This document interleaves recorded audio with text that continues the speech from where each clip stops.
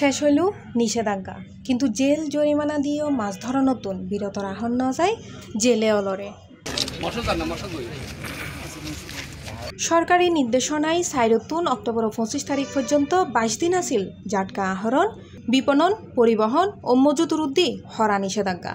তবুও ওই নির্দেশ অমান্য করি চট্টগ্রাম ও সীতাকুণ্ড উপকূলত চললি মাছ ধরিবের মহা উৎসব।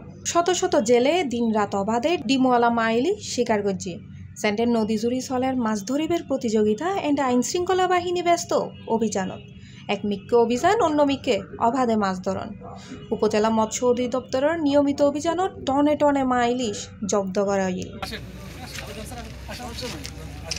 মৎস্য অধিদপ্তরের তথ্য অনুযায়ী এই 22 দিনত 4 মোবাইল কোর্ট পরিচালিত হয়। সাগরত পরিচালিত 40 অভিযানত জব্দ হয় 7.5 মেট্রিক টন জাটকা ইলিশ, 44,000 মিটার দৈর্ঘ্য জাল, 5,000 মিটার ফনর ও চিংড়ি পোনা জাল এবং 33,000 মিটার ষোলো ইলিশ দরিবার জাল।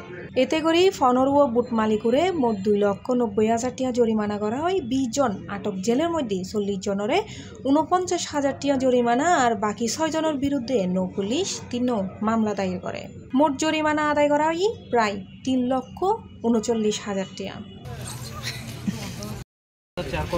তবুও প্রশ্ন তাহি যায়, 22 দিন সাগরত ন যাইতে সভা, সেমিনার, সচেতনতামূলক কর্মসূচি ব্যাগিনী কি বিফল? সীতাকুণ্ড উপজেলা মৎস্য কর্মকর্তা মোহাম্মদ মুতাসিম বিল্লাহ C+TV হয়। তো আমরা টোটাল 3টি মোবাইল কোড করেছি এবং 44টি অভিযান করেছি। আজকে 25 আপনারা জানেন 4 তারিখ থেকে 25 তারিখ পর্যন্ত আমাদের এই 22 দিন সাগরে মা ইলিশ ধরা নিষিদ্ধ ছিল এবং আমরা 4 তারিখ থেকে আজকে 25 তারিখ পর্যন্ত মোট 44টি অভিযান করেছি, 3টি মোবাইল কোড করেছি। তার মাধ্যমে আমরা 44,000 মিটার জাল পুড়িয়েছি, বিনষ্ট করেছি। এছাড়া আমরা 8.65 মেট্রিক টন ইলিশ জব্দ করে সেটা আমরা সীতাকুণ্ডের প্রত্যেকটা এতিমখানায় আমরা বিতরণ করতে সক্ষম হয়েছি। এছাড়াও আমরা প্রায় 3,39,000 টাকা জরিমানা আদায় করে আমরা একটা রাজস্ব আদায় করতে পেরেছি।